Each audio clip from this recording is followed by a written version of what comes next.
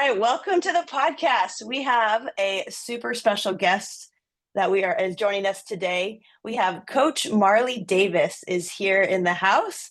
And Coach Davis, or Coach D, as I grew up calling her, is a super special guest because she was my high school softball and volleyball coach. And so I've known her for many, many years. She's been a huge influence in my life, a huge influence in my decision to coach, my huge influence in my decision to play, and how I approach the game, and also in my mental skills development. And so I've invited her on today to talk with us a little bit about some of those mental skills and how she trained them with her teams. But just to introduce her, she has been a long-time coach. She thinks it's about 33 years now that she's coached softball, she's coached basketball, she's coached volleyball at all different levels, AAU, high school, club, rec, you name it, and she's probably coached it. She played her own college ball at Western Washington University, where her daughter now plays, which is a really exciting legacy that she gets to pass on to her. And just as we were getting started to record this podcast, she told me that not only did she play college ball at Western Washington University, but she also helped start the program there. So welcome, Dee. Welcome, Coach, to the podcast. So excited to have you here. I want to start off with this story right now. Tell me how you started a softball program at Western Washington University. Yeah, well, it's funny because I went to college to play volleyball. That was my dream. I was gonna go play, and so I went to Western and I tried out for volleyball and I made it to the last day cuts, and I was not the choice between a lefty setter and myself, which in hindsight I would choose a lefty any day. And anyway, so I was really heartbroken. So I was like, okay, well, one door closes, another one's going to open. So kind of forced mine open by, I was pretty floored as to why there was not a fast pitch team here at this university. They were NAI at the time. And so there was no internet back then for me to send an email to the athletic director. So I wrote this, I don't know, 2 to 3 page letter to the athletic director. And I remember writing it several times to make sure my proposal was clear. Kind of set up an appointment, walked in there, and I was like, hey, how come there's not a fast pitch team here? And we talked about Title IX. And so we set forth a plan on how to make this team come to fruition. And so the first couple years, we had to prove that there was legitimate interest. And so we had a lot of girls playing, and it was a club format. And then my junior year, we were able to get status as being able to play in a league instead of just doing these pickup games. We were actually in the league, but we were not sanctioned. And so then finally, my senior year, we were able to start to get funding. And so anyway, I was just telling Kara that my daughter, who's actually playing at Western, and this was not by this was her choice completely. Um, uh, they're called Team 33, and so we are noted as Team -4. And so we were not really Before we even started. right, and anyway, so it's really nice to be able to watch this team, and in fact, I don't know if you knew Jen Brandolini, if that sounds familiar at all from playing. Okay, No, so it anyway, doesn't sound familiar. long story short, this last weekend they inducted the Western Washington University's NAIA 1998 team into the Hall of Fame because they won the national championship at NAIA level at that year. And one of our players at Bothell, Jen Brandolini, was on that team. So it was just kind of really weird, full circle going Oh on yeah, like full circle. there. Former player. Yeah. And so it's a nice legacy to be able to be part That's of. awesome. Yeah. Yeah, and it was so great to have. We had Coach D's daughter Malia was with us on a mentorship call just recently, and did a great job of that. So yeah, that's a great legacy to leave to your daughter and to other players. But So let's go ahead and dive in to kind of the reason I asked you to come here today. And this is, and I've touched on it other times when I've done different podcasts, or I've talked about it with Amanda before, of how I feel super, super lucky because I went to Bothell High School, which is in the Seattle area in Washington State. And I was lucky enough to have Coach D, as well as some other coaches for volleyball that taught us mental skills. Before it was like really a thing. Like I had never really heard of most of these things that they were teaching us. And they really focused on things like visualization and goal setting and affirmations, and actually taught us these things and implemented them into their program. And I didn't even realize how lucky I was until later on, really, when I went on to college and things like that. And then looking around me, I realized that not every athlete that was around me had some of those skills in their back pocket that they were able to lean on. And so I wanted to just chat with you, Dee, about where that came from. I mean, like I said, this was before a lot of the science had even been done. This was before like it was a normal thing or a usual thing. So tell me about that. What was that like? How did you develop that for your program, these ideas of implementing these mental skills training into your programs? Funny how you tell your story, how I was kind of that person, or that was for there for you, because a lot of it came from, I think, just my coaching, or my athletic experience was so unique. I had just really great coaches that kind of taught me those things along the way, and I also, because I was a three-sport athlete as well, I had so many different coaching varieties coming at me. I could pick and choose, like, ooh, I like that, but I don't like that. I remember my volleyball coach, who was like screaming at me right before playoffs, just in the locker room, just in my face, not responsive. So I've had everything from the screamer coach, although I did respond really well to that because I went out there and competed really well. I guess he knew that that's what I needed at that moment in time, all the way to one of my high school coaches, like, was always asking me, why do you do that? Like, stop doing, it was just kind of like this very sarcastic, why are you doing that? Like, stop doing that. That's dumb, to Uh, a great basketball coach who was just calm and just very, very selective in his choices of words, very iconic in the way he coached. He knew the sport, but he also knew how to coach girls. So I think when we were kind of talking about this question, it's very layered. It's not a very black and white question, because it comes from my experiences as well as coaching under Kerwin. Because that is Coach Kerwin is the man that I coach volleyball under. And I thought that he was just some kind of PE teacher who was teaching volleyball. And when you started peeling back the layers behind him, like, he was so purposeful in everything that he did. And so that mentorship with him was huge.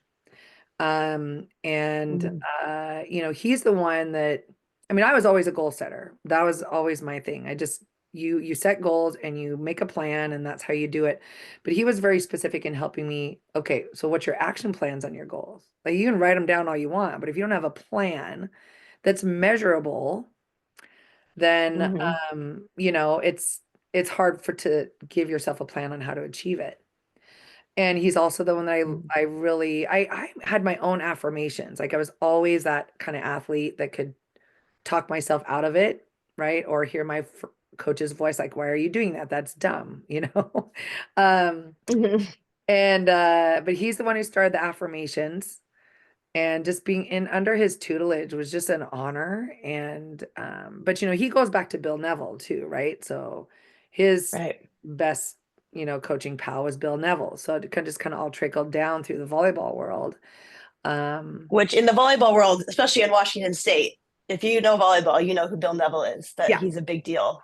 He's a yeah, big deal. And then Russ Kerwin is kind of one little tier down, like a yeah, slight tier down from that, but yeah. And also very so, well known. I mean, it's just very layered, I think, from my own experiences, but then also just realizing about just how do you, I think the confidence, I've always was curious on how does that player play with that confidence. And this other one who probably has the same skill set doesn't have that confidence, you know? And so I think I kind of became on a journey like, how do I tap into my athlete's best self? And so I think that's kind of how my journey started into, yeah. But I know you and I had talked before. I'm not sure how I knew. I just did it because I knew that was right. It Yeah. was the right thing to do. Yeah. It's kind of a gut feeling. Hmm. Yeah. And you were fortunate that you had access to somebody maybe who also had that similar vision and maybe an idea of how to do it. So let's talk about, you touched on goals specifically. Let's start with goals. So this was one of the huge things that I learned from in both volleyball and softball, um, was goal setting and this idea of setting goals. And then, like you said, not only setting a goal, but setting like a plan to get there. And I remember that, I know for sure in volleyball, and I can't remember exactly how we did it in softball, but in volleyball, I remember the day after cuts was a classroom practice. And Hmm. we would go to the classroom, and we would split into teams. And the job was we would set team goals and we would set individual goals. And the way that he had us do it was, um, we would set team goals and then we would set our process goals. So we would set, okay, what's our outcome based goals? So most years, Bothell had an excellent volleyball program. Most years we were wanting to win our conference. That was one of our big goals. A lot of years we had then a state goal, how far we wanted to make it in state, what we wanted to do at state, and then we had like some other goals about like serving percentages or whatever we wanted to set each team each year. And then once we set these like big outcome based goals, he would make us break it down and be like, okay, if we want to serve at 90% or 85% or whatever we decided we want to serve at, what do we need to do to get there? And then we would have to set those little goals of like, okay, well, if we want to be that good, then we need to put serving every day at practice. We need to practice every day at serving. We need to have, our routines down, and we'd have to break it down so we get there. And we would set those big team goals, and then we would set our individual goals. And this is the funniest thing when we would sit down to do our individual goals, he would have us start with a like a pie in the sky goal. Yep. Do you remember? Do you still do this? Yep. Yep. So it Your starts dream out with goal. like your dream goal, like shoot as Yeah. high as you want, like anything as high as you want. Right? I think we had to do three, right? Like three big dream goals. If you could like have anything in the world, in the context of like volleyball or softball, like what would they be? And we would start there. And then we would kind of work our way down to like the daily things that we need to do. It's funny. And I just recently found one of my goal sheets, one of my goal setting sheets from one of my years. I don't even know what year it was, but I just found I was going through some stuff at my parents' house. And I found a goal setting sheet. And my dream goals were, win a state volleyball championship, uh, play for the US Olympic team. And I think it was like serve 25 straight points. I think we're like these three like pie in the sky dream goals. And it was funny when I was looking at that, I I almost like I achieved almost all of those, but not necessarily in the way I was expecting it. Like I coached a basketball team to win a state championship, um, as in my coaching career. I played for the U.S. I got to put a USA jersey on my chest for in rugby and got to play for the U.S. and played an international game against a Canadian team. And I don't think I ever served 25 straight points, but like that seemed like the most achievable at the time, and then maybe it's the only one I haven't got. And so like I just am amazed at like the power of these goals. Like I thought I was shooting farther and further than anything I could have ever imagined, and it's amazing how those are closer than you think. But talk about goal setting. Like what have you seen with your teams for goal setting, and how you've used that to help your teams? Yeah. Well, I think absolutely the process, and you have to get these athletes to buy into that, and if they don't write a serious goal, right? If they're just, checking the box, okay, I'm going to do this because coach wants, then, you know, they're only going to get so far, right? If we're trying to get from good to great, these are the things that you do, right? And you're serious about it. And Mhm. as for me as a coach, like taking time to read each one of those goals and make sure that you are mindful of that was their goal. So when they're out of line and they're not working on a skill set, um, you can come back to that. Hey, remember your goal, right? Remember that this particular action, right? And so I've been able to, you know, absolutely use those, right, for individual help. And as team, Then we start talking about, we can weave strategy into. So, okay, so we want to, we want our outsides, we want our pins hitting at 200. Okay, so how are we going to do that? So then you train certain shots and you put together good scouting reports for how we're going to attack that defense, right? In softball, it's okay. This is a drop ball pitcher. Everything's down. So what are we going to do at the plate? What adjustments are you going to be ready to make? Where are going to be your hands? Where are you going to, right? We're going to position yourself in the box, maybe. Like that might be one of your adjustments. Um, you know, and so you make your plan per game and you make your plan per practice to address the team goals, right? And I think the hardest of all the goals are the ones that are intangible. Like, ooh, I want my team, I want to trust my teammates. Okay, that is not measurable. It's really not. Like, you can't go, ooh, there was Right. trust. How do we get there? Yeah. Yeah. And so Right. having those kind of, and nowadays it's an emoji or a 5, 4, 3, 2, 1 scale, just kind of based upon your feelings. And that also needs to get, I think, woven into the way we set goals now, because how you feel does relate to how you play, right? And if you feel like you're in a Mhm. safe environment, in a supported environment, and you are, safe to fail and get back up, right? And so if you feel that, which is not measurable, um, you know, I think those are the harder goals now.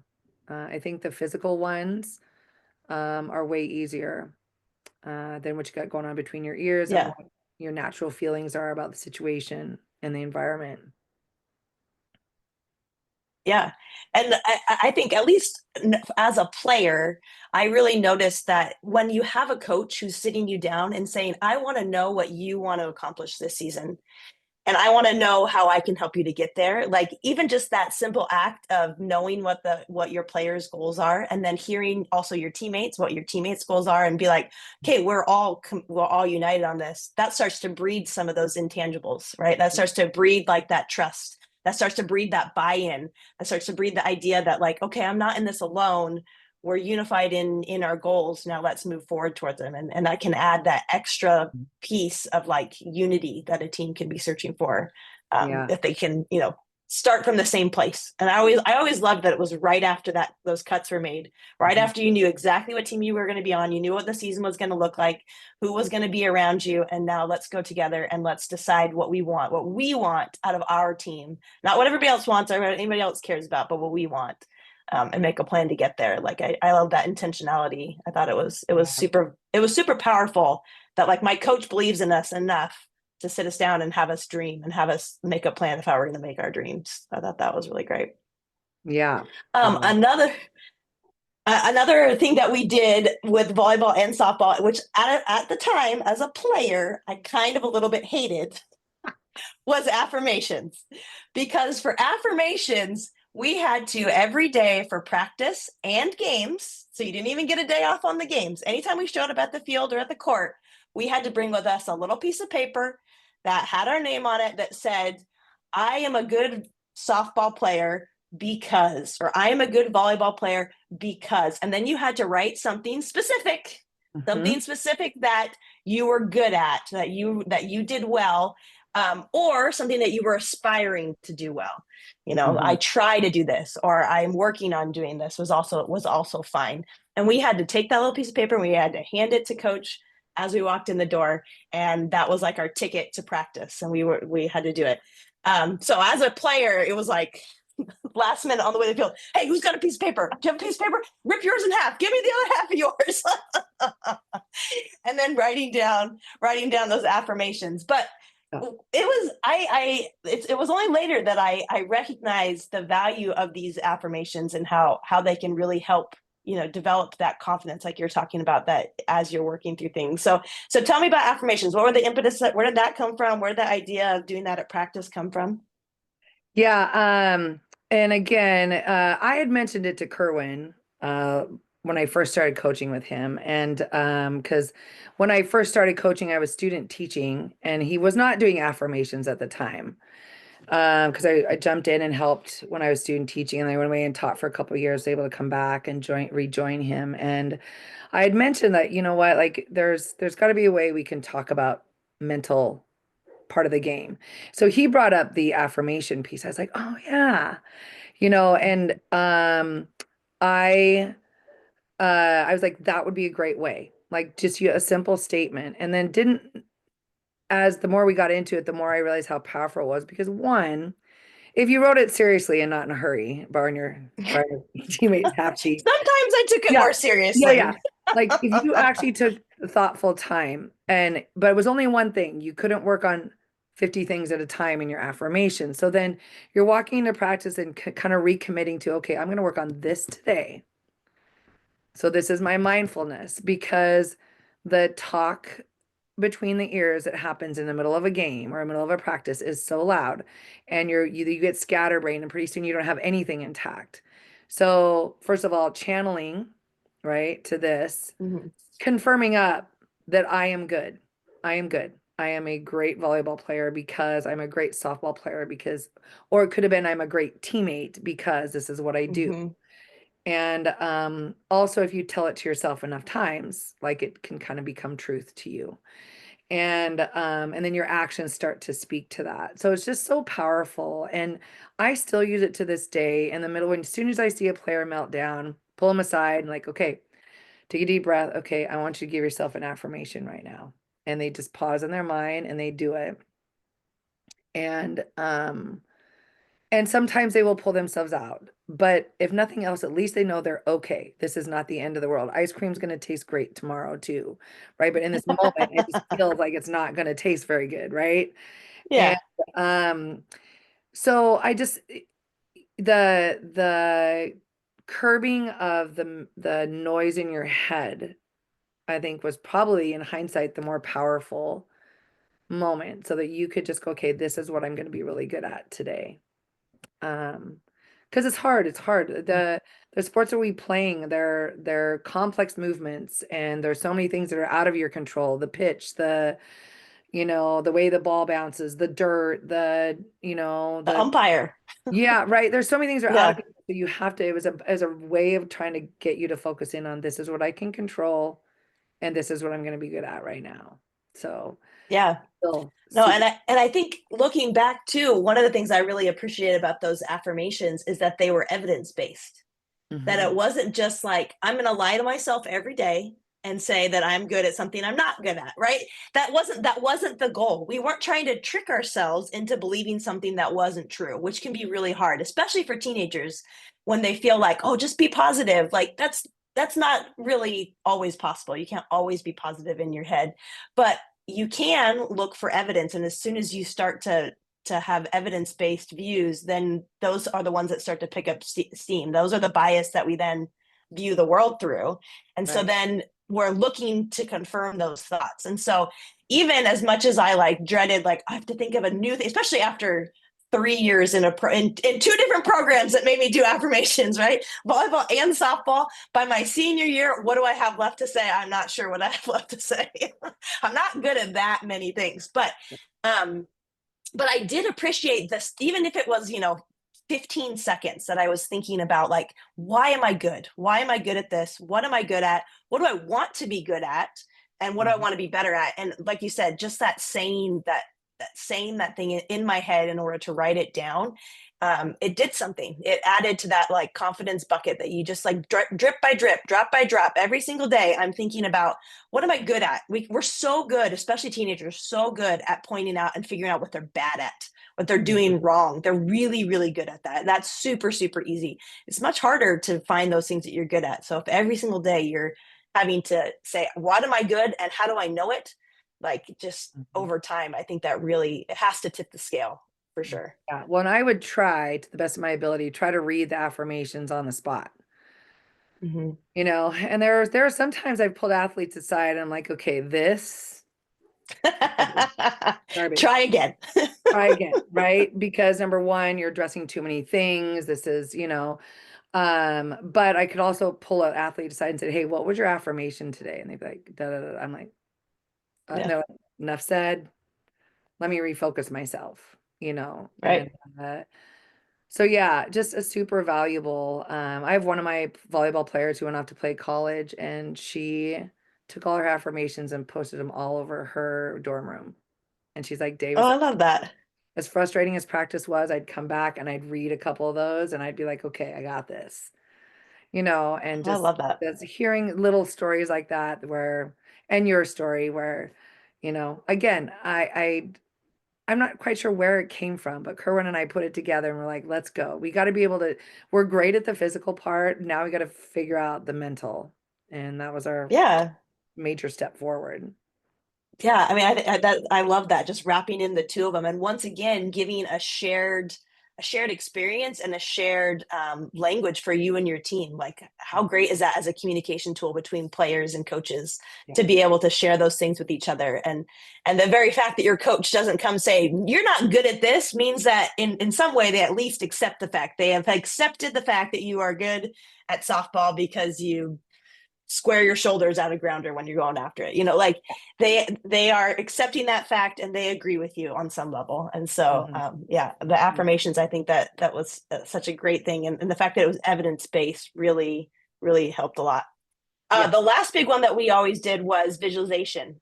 Mhm. And what I remember from visualization is we would find a quiet hallway before the game and we would like get comfortable. A lot of girls would just like lay on the floor Mhm. and you or Kerwin would talk to us and just have us visualize. And I remember the biggest thing I remember him talking, he didn't do like really long guided visualizations. You guys didn't do that. You guys did more like um, visualize, see yourself being successful.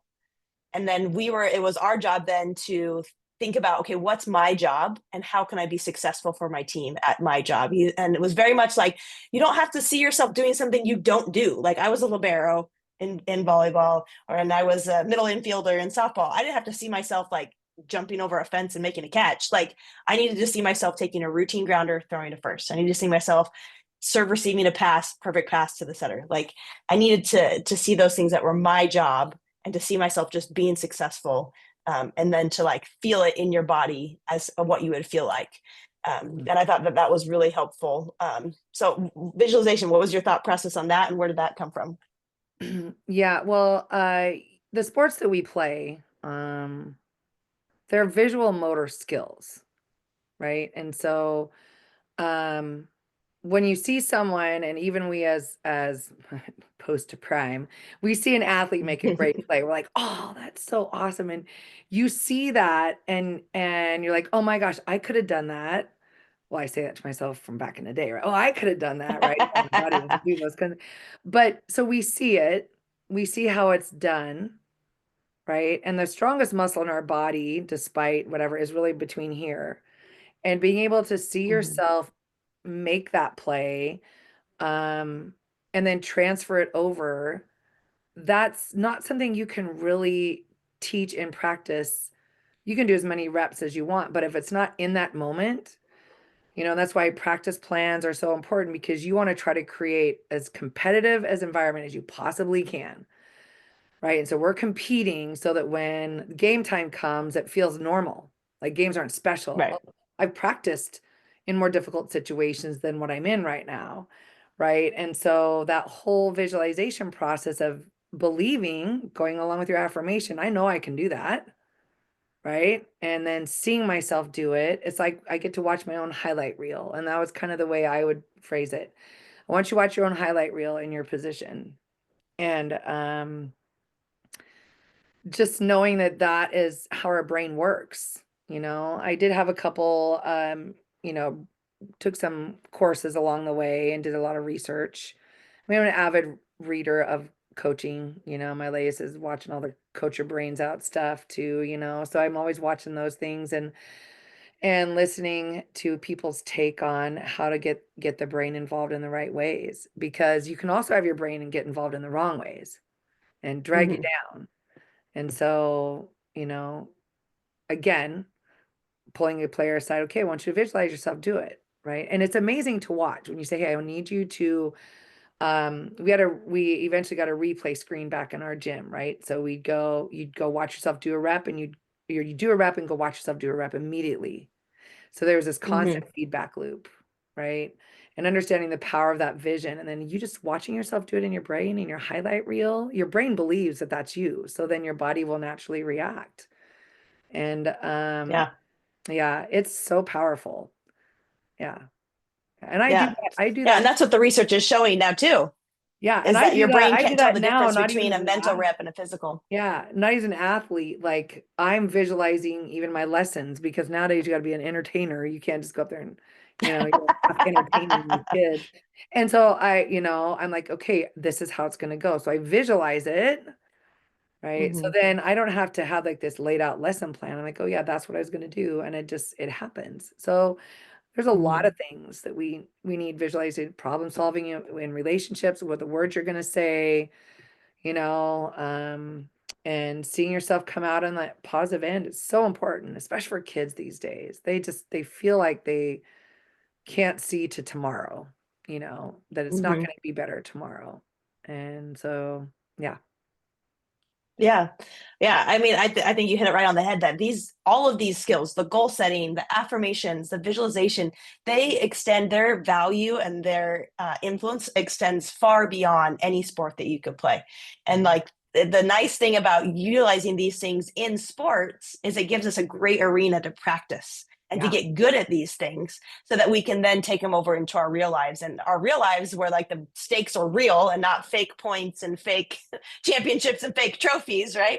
Like those are fun and nice and pretty, but in a real life, when it actually matters, we'll be equipped with these skills that will then just like bless our whole lives. Hmm. And I mean, I said at the beginning, and I'll say it to my dying breath. I am so grateful for great coaches like Hmm. you, like Kerwin. I had my share of less than great coaches as well that I learned what not to do as a coach, um, but just great coaches who poured into us as athletes in those areas and cared about what was going on between our ears. And it could have been so easy to just be like, well, she doesn't have it between her ears. Like, I guess whatever physical skills she has are going to be wasted. But really to like mine those athletes and say, you know what, you've got the physical skills and the mental skills can be taught. So let's teach you those skills. I think that is such a great testament to a truly great coach is if they're willing to take the time to pour into athletes in that way, in a way that's not as visual. Like someone's going to walk up on your field, you see all your athletes laying down on the ground, closing their eyes. Like they're not going to be like, oh, that's a great coach, right? But really, a coach that's taking the time to do that visualization, to do those types of things, they're blessing their athletes as much, or in some ways more, probably than hitting grounders or giving Yeah. them batting practice or whatever. So that's a huge deal. Okay, so what would you say that is some other big takeaways that you've had working with this generation and what they need and what helps them to be able to be their best selves? Yeah. Well, there's two kind of things that I've changed my coaching kind of uh, approach, so to speak, to address is like this instant gratification. And they're so concerned. Kids these days cannot understand how important the process is. They're so outcome oriented, and so when you're goal setting, yes, you want an outcome, but the process is so important. And so my coaching style is so celebratory of the little wins along the way. Like I'm like, I don't care that you just, hit that ball foul. I don't care. You had a good contact point, right? Your front foot was down on time. Like you celebrate these things Mm-hmm. so that they can go back and go, oh, well, that was kind of good. Because they don't like where the ball is, and Yeah. that's all they're looking at. They don't look to, Uh-huh. was that process good, right? And that's when, Yeah. so that the Yeah. negative talks starts because of my outcome. And back to the Mm-hmm. affirmations, learning how to replace thoughts, replace the bad ones with good ones. Because Mm-hmm. one of the key things is that I learned along the way is that both the way your body physically and mentally reacts to stressful situations, like your body's going to automatically react in certain ways, like the way you get sweaty, you get your sweaty palms, your heart rate, like those things are not out of, it's something you can control, but you Mm-hmm. have to figure out how to control, you can control your reactions to that. Like, how do you react to that? How do you counter Mm-hmm. that? And that has been part of my goal setting as well. So we talk about kind of like a case study. Here's an athlete. This is the situation. What would you do if that was your person, right? If that was you, Mm, like, how are you going to react? Because your palms are sweaty, you're nervous, you're like on the verge of tears. And okay, so that's naturally going to happen because you have a stressor in your life. So what are you going to do?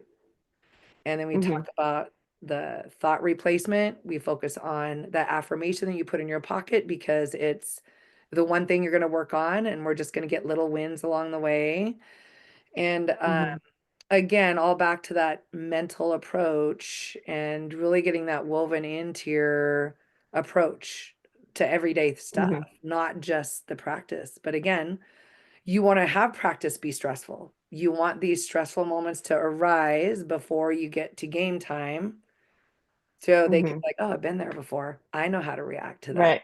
you Right. know? And I think that's the art of coaching, trying to figure It all is. that out and put it all together. Yeah. Yeah. Yeah, and just being open to learning alongside your athletes. I mean, it sounds like that's what you've been doing this whole time. That it's not like it's my way or the highway. We're going to do it the same way I've always done it, and Oh, really like yeah. rolling with it. As new generations of kids come in, they're going to be different. They're going to Yeah. different teams, different, are going to need different things, and And that's kind of your job as a coach is to find that. the amount of accessible knowledge to people who really want to coach, right? I mean, it's so there. You have to personalize it for the way you roll through your program or run your program and how you roll through your practices. But that's why when I hear stories, and guaranteed it's a student story, right, or an athlete story of this coach, blah blah blah, hmm I'm like, is that really there? But I think there are some out there that just don't want to take the time to educate themselves on how to be better and understand. I just think the kids right now, they need to be coached, I think, in a little bit different environment because they're so instant gratification. Like everything's on the phone, boom, got it. Everything's on the computer, boom, got it. hmm And if they don't get it right away, like that's and I think we're losing a lot of athletes because that's not happening, and Yeah, they're not willing to like take the long road and like get a little yeah, tiny bit better every day. Yeah, yeah, yeah. And yeah. it's funny, one of It's my that culture of these videos where they see like the trick shots or whatever. Like you see these like crazy trick shot videos, and they like make it in one. But then if you really look behind the scenes, it's like 10,000 shots that they miss yeah, before they get the one. And for some reason, that this generation just like puts in they got it in one shot. If I take five and I miss them, then I'm done. I'm out. But right. like, well, they were willing to put in 10,000 before they got the one that they were trying to get. Yeah. So And it's a different mentality. yeah, and then not letting them be box checkers. Well, I did it, you know.